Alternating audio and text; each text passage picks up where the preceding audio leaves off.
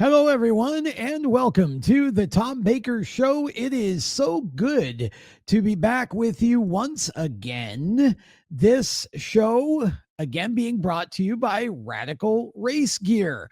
Radical Race Gear is the place to find all the necessary items to keep your driver safe and your team looking like champions, from suits to shoes, from gloves to the coolest and sublimated shirts, customized pop-up tents, and more. Radical Race Gear will give your team the professional shine it needs to keep you winning off the track and the comfort and safety your driver needs to win on the track. Check out their website at radicalracegear.com. Okay, we are back for another episode, and oh boy, there is so much going on between NASCAR, IndyCar, and NHRA. I just can't wait to dive into this. Let's bring Jacob Seelman in from not from Radical Race Gear. Jacob is from Raceface Digital. Jacob, good to have you back. And I don't know where exactly to start this show, but I think we're going to start with NASCAR because you were at Bristol. And of course, I was. Bristol featured literal tire fires, multiple tire fires. What a crazy race the Cup race was, Jacob. And I'm going to let you talk about the tire fire portion because we're going to throw in the Seelman stat of the week right off the bat on this show, because you brought in a crazy stat this week that I had no idea about, regarding the fires that we've seen in these next gen Cup cars over the last few years since they came onto the scene in 2020. So let's start with tire fires, and glad to be back. It actually centers around what we didn't think we were going to see during the Bristol Cup race, which was tire wear. And what we ended up with was kind of like we did in spring 2024, extreme tire wear. We went from tires going 80, 90 laps and looking brand new in practice on Friday to tires shredding after 30, 40 laps on Saturday night during the race, which made for a lot of chaos. I would call it a little bit of fun, maybe not for the drivers, but certainly for those of us watching. And as soon as we got to lap 20 and people were starting to have issues, I turned to somebody in the media center and I said, it's happening again. And all of our eyes got real big, real fast. One of those very oddball races that it seems like we're in two camps now. You either get the typical Bristol, somebody goes out and dominates race, or you get tire caves like we've saw in the spring of 24 and again during the night race this past week. So, but what ultimately came out of that was as the tires began to cord and rubber started to unravel from those tires, some of that rubber would then spiral into and get wrapped around the brake rotors in the front ends of the next gen race cars and led to several fires during the course of the race, which, as you mentioned, leads right into my stat of the week, which centers around the fires over the past 4 years on the next gen race cars, which courtesy of statistical work from myself and a couple of others through Motorsports Reference, there have been 60 fires on the next gen race car dating back to the beginning of 2022 when this car came into competition in the Cup Series. And of those 60, 26 of them, so more than 40%, in fact 43% if we're being precise, have all been on Ford race cars. Now, there's a couple of things. At the very beginning, we saw more issues with the door foam catching on fire just from the excessive heat from the exhaust than anything else. But more recently, it has been what we saw on Saturday night, which is these rubber fires in the front wheel wells due to the brakes. And when you look at what we had at Bristol, we had four of the 36 cars in the night race, which is 1 in 9, by the way, um, end up with one of these rubber fires in the front wheel well. 75% of those were on Fords. So it actually falls more in line than the overall fire average. And two of the three Ford rubber fires at Bristol were Penske prepared, one from Austin Cindric and one from the Josh Berry machine, which, as we know, the Wood Brothers car is Penske, is also prepared in the Penske process these days. And this is bigger picture, Tom, even going back to over the last 2 years. Of the rubber fires we've had since the beginning of 2024, more than half of them have been on Fords, whereas only 1 in every 7 have been on a Chevrolet and two of every 7 on a Toyota. So whether it's engineering, coincidence, or sheer dumb luck, the Fords have a fire problem, and it's just one of those things where I don't know that I can totally explain it, except to say that there are a lot of engineers a lot smarter than me that I guarantee are back in race shops here in the greater Charlotte and Mooresville area working on this, because it's the kind of thing you don't want to see. That being said, we see it more at short tracks because of the extreme brake heat. And Yeah, I think, honestly, um, when I look at this as a big picture thing, first of all, the fact that Ford has been responsible for such a high percentage of the fires, it makes you wonder what it is inherent in the Ford car that makes it susceptible to this. And then I think the other piece to this would be that you look at the fact that a lot of it's been isolated to Penske cars. You do have to wonder. I mean, um, this was a huge part of what we saw on Saturday night, and it definitely impacted not only the race itself, the results of the yeah, race, but had some impact on the playoffs. So yeah, it was. I mean, I thought the race was phenomenal, honestly, and I loved the tire wear, Jacob. I just am not 100% sure what we do or what the Fords need to do to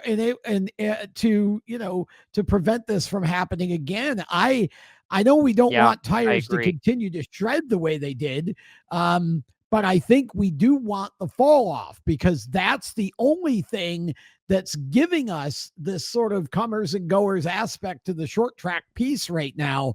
And it's all on Goodyear's shoulders. Whether or not it Yep. should be is a different matter that we could discuss later. But definitely, that was a really telling stat, Jacob. You pulled a good one out of the Yeah. hat this week, because that's amazing. I want to add to this real quick also that when you go back and look at this, what I thought was the most amazing was the fact that Austin Cindric was even able to finish the race after the fire on his car that put him back on pit road for a few laps, and that was ultimately the reason he advanced in the playoffs, was able to have enough Yeah. points to advance. Like I started to say, there are engineers a lot smarter than me that I guarantee are working on this to make sure it doesn't happen again. But when you consider that all these fires happen on short tracks where your brake heat is the highest because you're on the brakes so often, Right. it very much kind of makes sense why it happens the way it does. Now, I want to throw a nugget on the other direction at you, because I'm a little puzzled coming out of Bristol, I'll say, that social media is having a conniption fit about Alex Bowman. I, yes, I understand he got eliminated in round one. However, that being said, that team just had a very wacky first round, much like Josh Berry. This is also why I don't like 3 race rounds. And number two, anybody that thinks he needs to be on the chopping block for the end of this year doesn't read very well when it comes to contract extension news, because Alex and Ally's under contract with Hendrick through 2028. Alex is under contract through the end of next year. So even if Hendrick wanted to make a change right now, they've got a contract to honor, and Bowman's got at least one more year. But look, if you go off the first 24 races of this year, that 48 team was on par performance wise with the other 3 Hendrick cars. So I'm going to ask you, do you agree with social media that Bowman needs to be concerned or needs to be thrown out on his bum? Because I don't. No, gosh, no. I mean, what did Alex Bowman ever do to make the NASCAR fan base so just disappointed in him that they I don't get it cannot because he's stand so the fact that he's likable. still in the car? Yeah. Yeah, Well, not only is he exactly. likable, but Jacob, as you said, his performance through the regular season basically was on par with the rest of the Hendrick cars. Last year, Chase Elliott was darn near invisible. Should we have gotten rid of Chase Elliott? I mean, Kyle Larson has had an Yeah. awful last part of the year since Indy this year. Should we get rid Yep. of Kyle Larson? William Byron consistency'd his way to the regular season championship. Yes, He he did. wasn't He did. dominant. You know, I don't understand this. I don't understand this sort of negativity toward Alex Bowman. I think Alex has done a great job, and in fact, I would argue that if you go back and you look at the last 3 races, now granted, he's had a spin and some other things, but I would bet you Yep. that Alex Bowman has passed more cars in the last 3 races than any of the other cars on the track with him. I would have to go back and dig into loop data to be absolutely certain of it, but I think you're right. If he's not number one, he's very close in that I mean, category. And I'll add yeah. this. If it wasn't for the very last caution with 12 to go in that race Saturday night, he was on the tire strategy to potentially win that race. He and crew chief Blake Harris had Yep. potentially pulled a rabbit out of their hats. And that very last caution just made it not work out because Christopher Bell had 2 extra tires in the pit area that Bowman didn't at that point. So that they were on a mission to do what they had to do and almost pulled it off. So no, dear social media, should let Alex Bowman drive, please. Yeah, gosh, it just hush already with the Bowman talk. Yeah. Who in the world would you replace him with anyway? I mean, my goodness gracious, who's out there that's any better? I mean, I I was don't know gonna say, what yeah, the people at this want. point, I don't see any, but yeah, I don't see anybody better than Bowman right now to put in that car, at No. least going into next year. Now, maybe the landscape for 2027 is a little bit different, but as it is, no, Alex Bowman should not be worried at all. And to his point, when all this conversation started earlier in the year, he called Rick Hendrick, and Rick Hendrick told him point blank, "You have nothing to worry about. I don't know where any of this is coming from." So it's It's fans just wanting to fans make being silly. discussion and Yeah, stir the pot, and it's kind of ridiculous. Now it that is. being said, real quick, there was more than just the Cup race that was somewhat entertaining, even if the results were a little procedural. You had Lane Riggs, who's been the only one to defeat Corey Heim here of late, defeat Corey Heim and end his 4 race in a row win He streak did. It's a good in the run. Craftsman Truck Series on Thursday. Great drive by Lane too, and I feel like that team's getting hot potentially at the right time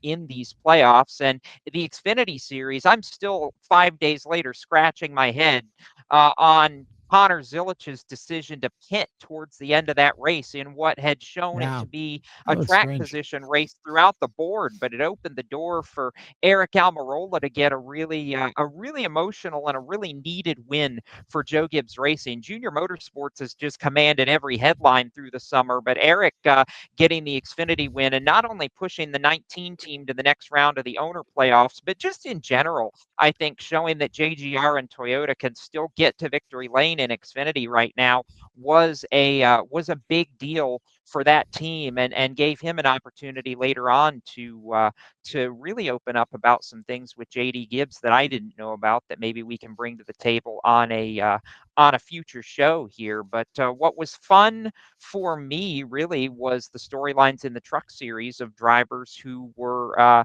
able to make their debut. Some short track guys in Cole Butcher in the Halmar Friesen car, and the driver who we're going to hear from in just a second, Trayton Lapsevich, who is a former NASCAR Canada Series champion, drove for Young's Motorsports in their 02 truck, and was on his way to a really great debut, if not for a couple of wheel studs breaking at the end of that race that put him behind the wall. Trayton's a great personality, won an ARCA race earlier this year, and just really enjoyable. I'm excited for our fans to get to hear this one, because he's one that has really kind of paved his own way, moved here to the U.S. to get his shot. So let's hear from Trayton Lapsevich after the truck race at Bristol.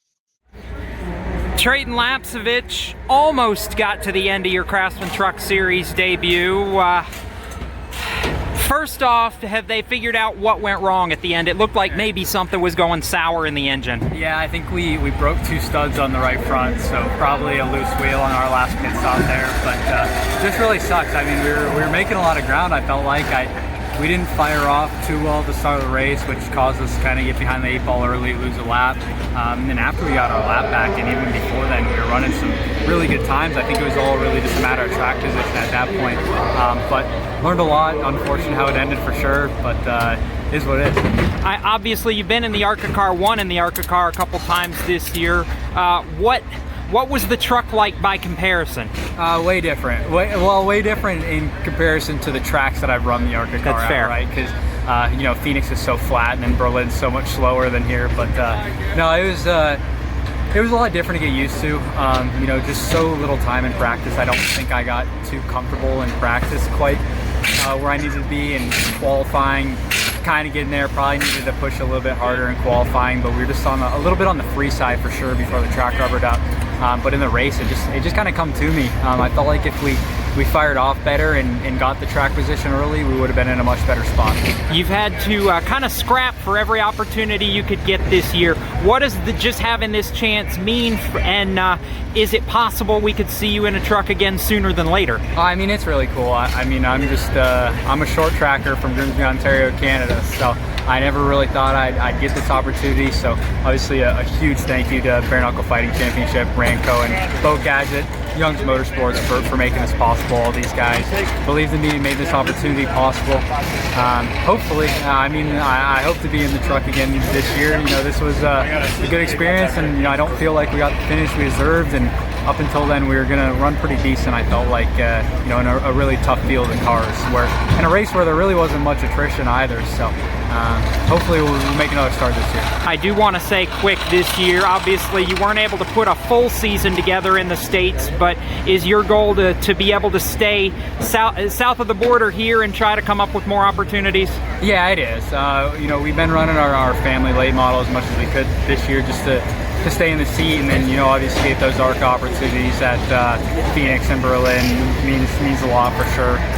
So we've been trying to get as much track time as we can with, you know, kind of how the season's been. It didn't fire off how we wanted to with not having a full-time ride anywhere. It makes it tough, but it's been a pretty successful season considering all that. Trayton Lapsevich, he is definitely a driver that if he could just get the opportunity to compete full-time in the Craftsman Truck Series, I wholeheartedly believe that Trayton would turn into a contender and win races in that series. He just needs the chance. With that, we are going to step aside. When we come back, we are going to talk IndyCar, and we're going to talk NHRA, because boy, has that series been busy on the newswire this week. Back with more of the show after this. Attention track and series owners, elevate your fan experience with the TrackTune app. TrackTune works with your PA system. Fans and teams at the track can hear the announcers through their phones, ensuring everyone hears race calls, sponsor plugs, and more during race nights. It's simple to set up, affordable, and free for fans to download and enjoy. Visit tracktune.live for all the details. and join tracks nationwide on the app today. For over 50 years, FHS Superior Synthetic Oil has powered high-performance engines with unbeatable protection and speed. Whether it's drag racing, go-karts, sprint cars, stock cars, or your daily driver, FHS stands for high speed and delivers every time. Their advanced synthetic oils boost your engine's responsiveness, acceleration, and efficiency, giving you the winning edge on every lap. Visit FHSoil.com today to find the right products for your engine. FHSoil.com.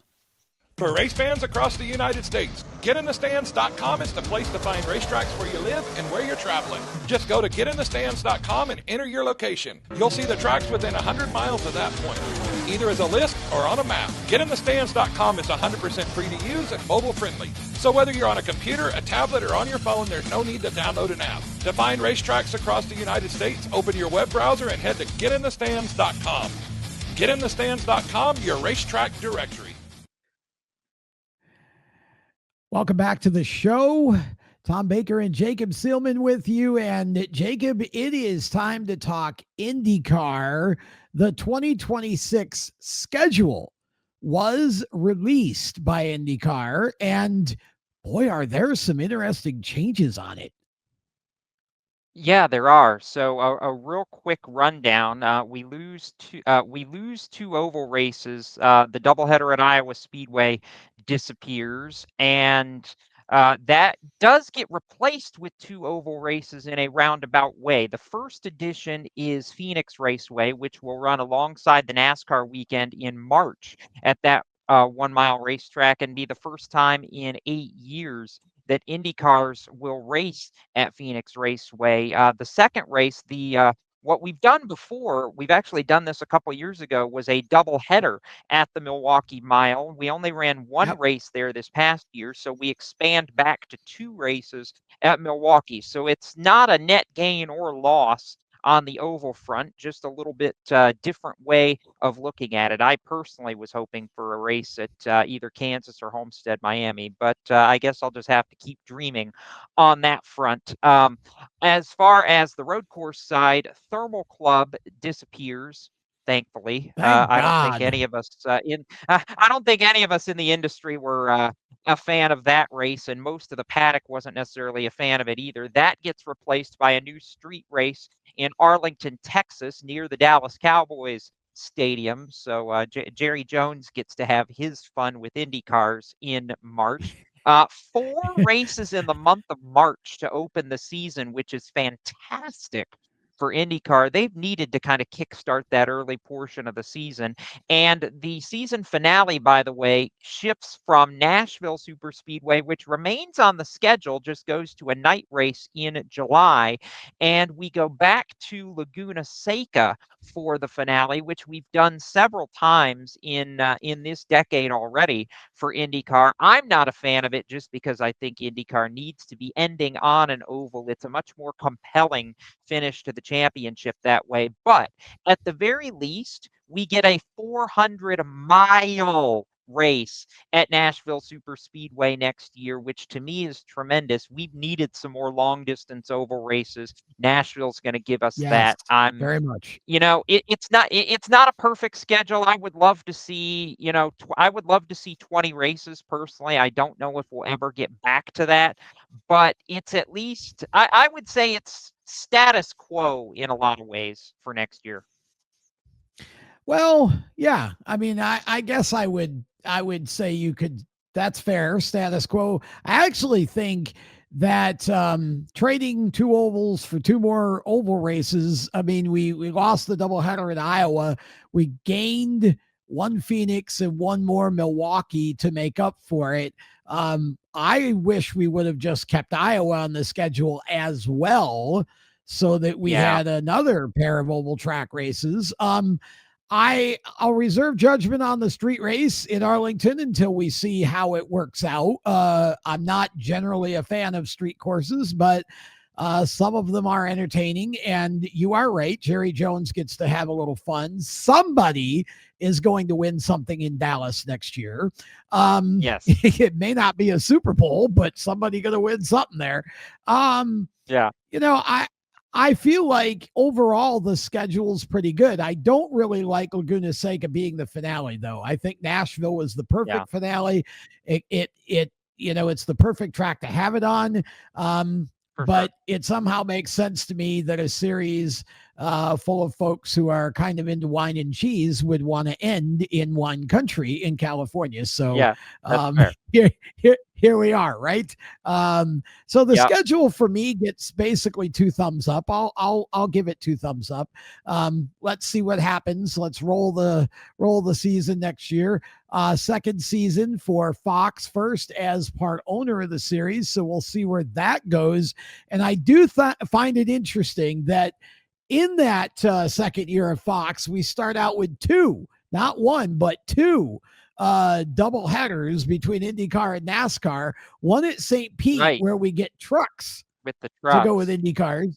And then the Phoenix doubleheader, which includes ARCA and the O'Reilly Auto Parts, currently Xfinity series, as well as the Cup series also. Yep. Yeah, no, I think that's a great marketing play by the folks at Fox to try and cross-pollinate the audiences. So we'll see how it all goes. We had a little bit of breaking news real quick on the IndyCar front prior It to did. prior to the show. In the worst kept secret in the paddock getting finalized, David Malukas will officially take over at Team Penske in the Verizon 12 car next year. Not that anybody's shocked by that, but for the talent that he's shown at lesser teams, I'm excited to see what Dave can do in that car and see if he can live up to what Will Power did in that car over the years. He's a very bright young talent, very interested to see what he's going to do starting next year in a Penske Polo. Oh yeah, for sure. I think David Malukas is a star in the making, and my only disappointment is that when he wins his first race, he will not win it for AJ Foyt Racing. I know it's a win; True. it's just a matter of time.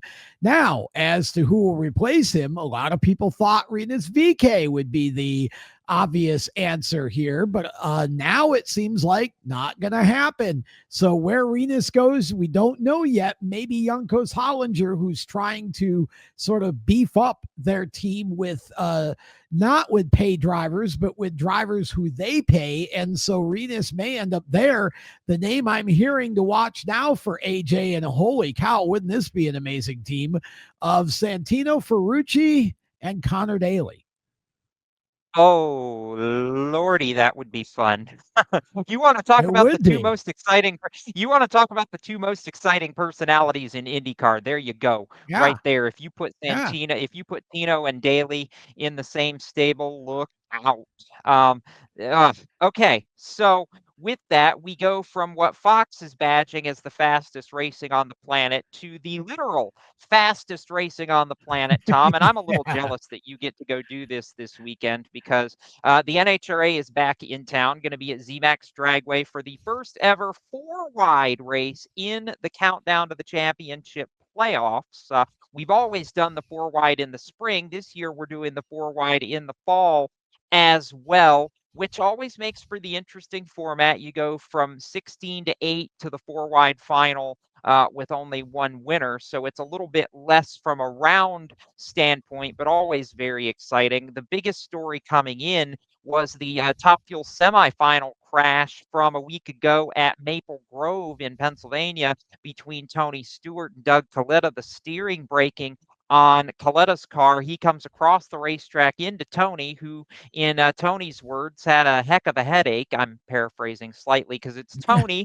But both of them will race this weekend, and it's a good thing, too, because they are 1 and 2 in the Top Fuel Championship right now, separated by less than 1 round of racing coming into ZMAX, which is a big deal. Clash of the Titans type of thing. And if they end up in the same 4-wide pair early, we could see a huge shakeup in the Top Fuel points, Tom. I mean, Sure. this is setting up to be something special, not the least of which includes Tony's additional Top Fuel news that we'll get to in a second. Yeah, Tony has been Tony's a been news busy hog this this week. week. He's definitely been on our minds an awful lot this week. And yeah, the obviously NHRA does roll into Charlotte to ZMAX Dragway. And I'm excited about this. I always love these races to begin with. I love the NHRA. I love that your ticket is a pit pass. I love that the fans can get right up close and personal with the cars and drivers. And it really makes for an amazing experience. And weather is supposed to be beautiful this weekend, if not just a little bit on the warm side for this time of year here in the Charlotte area. So should be a great weekend. But there is so much going on here. And one of the things that's been true in the last year or two about ZMAX and in particular about this event is we have seen some serious speed, upwards of 350, 349 last year for, I think it was Brittany Force. And it was, again, it seems like it's always Brittany. Yeah. And of course, Brittany in the news announcing that she's stepping back. Stepping back at the end of this year, yeah. So, yeah, I think she's got a little extra motivation here. I know Tony does with his news. So there's just so much to talk about here this week. I'm really excited to go and cover this and bring some of this to the show in the next week or two. But it should be a great event. There has been so much going on in the NHRA. You talked about the crash. Tony Stewart putting together a marketing partnership with Elite Motorsports, who then went and bought a Top Fuel operation that now Tony's announced he's going to be driving in 2026, setting up Tony versus Mrs. Tony, his wife Leah, coming back next year to the family team, taking her seat back. So Tony just goes and gets another one. Here's an interesting question, Jacob. With the pending reality that there is going to be no force on the grid in 2026, do Tony and Leah kind of become a quasi first family of NHRA? Well, I don't know that you can call them the first family because that will always be the forces, but I think you can definitely call them the power family or power couple, I guess if you that's will, where I of was the going, NHRA now. And yeah, I do think they are the most compelling story on the grid going into 2026. Just the possibility of that kind of matchup. You used to have it with the Force sisters, and of course, when John was there, John versus his daughters or his son-in-law when Robert Height was racing. But no, I like the Tony and Leah storyline, and if the NHRA is foolish enough not to market it, they're crazy, because that, to me, is what's going to put butts in seats beyond what the NHRA already does. And could we see 350? I don't think the weather conditions, with a little bit being a little bit I don't warmer, either. I don't think it's gonna see that, but we'll wait and see. Stranger things have happened under the floodlights at ZMAX. Well, and that's where the Friday night portion has produced the speed. So we'll see what happens in the evening. And it should be a lot of fun. So I'm looking forward to that. Right now, we are going to take a break. When we come back, we've got much more to run through here. A lot of topics to talk about as we wrap up another edition of the Tom Baker Show. Stay with us. For over 50 years, FHS Superior Synthetic Oil has powered high-performance engines with unbeatable protection and speed. Whether it's drag racing, go-karts, sprint cars, stock cars, or your daily driver, FHS stands for high speed and delivers every time. Their advanced synthetic oils boost your engine's responsiveness, acceleration, and efficiency, giving you the winning edge on every lap.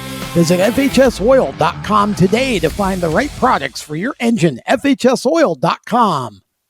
For race fans across the United States, GetInTheStands.com is the place to find racetracks where you live and where you're traveling. Just go to GetInTheStands.com and enter your location. You'll see the tracks within 100 miles of that point, either as a list or on a map. GetInTheStands.com is 100% free to use and mobile friendly. So whether you're on a computer, a tablet, or on your phone, there's no need to download an app. To find racetracks across the United States, open your web browser and head to GetInTheStands.com. GetInTheStands.com, your racetrack directory. Attention track and series owners, elevate your fan experience with the TrackTune app. TrackTune works with your PA system, Fans and teams at the track can hear the announcers through their phones, ensuring everyone hears race calls, sponsor plugs, and more during race nights. It's simple to set up, affordable, and free for fans to download and enjoy. Visit tracktune.live for all the details and join tracks nationwide on the app today. Welcome back to the show. Our final segment. It is our last lap segment, and this is the segment where Jacob gets to drive the bus for a little while. So fire away, Jacob.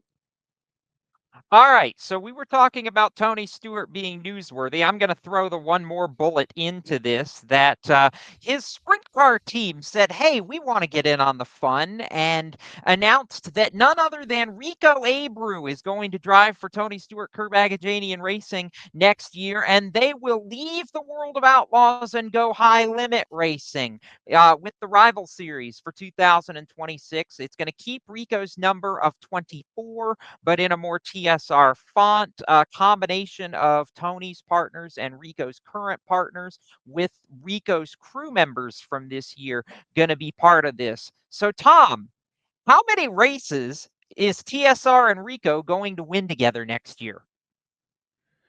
Over under. Over under probably 10, I'd say. I like it because they hit 10. They hit 10 this week at Lawrenceburg with high limits. So that's what I'm saying. I think this could be a very powerful team. I love that they're basically combining forces. This brings Rico's crew chief to TSR, who happens to be the crew chief that was there when Donnie took over TSR.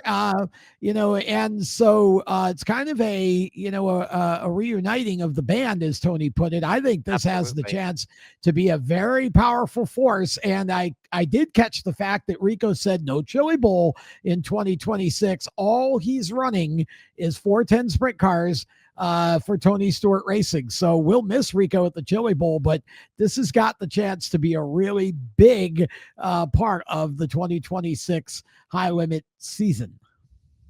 I don't blame Rico for the Chili Bowl decision. I think he wants to put all his momentum behind making sure next year is brilliant with TSR. Yes. I think that's the smart choice.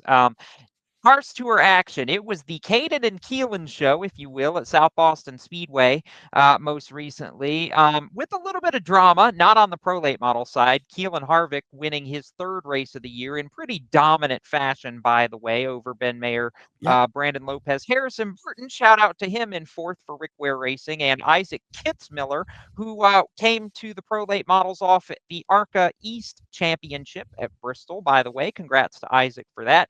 The late model stock race, shocker, was where all the drama came in. Minnie Tyrell spinning Tristan McKee out of the lead. Race control said, no, sir, that's not going to work. And Caden Honeycutt ultimately inherits the lead and goes on to win that race over Connor Jones. So one of those moments where you just kind of sit back, shake your head, and chuckle, because it's a lot of young kids wanting to make a point, make their mark, and Race Control finally decided enough was enough this season, which they haven't done a lot in Cars Tour this year, Tom. So do you agree with them finally stepping up and making the penalty on Tyrell for his move?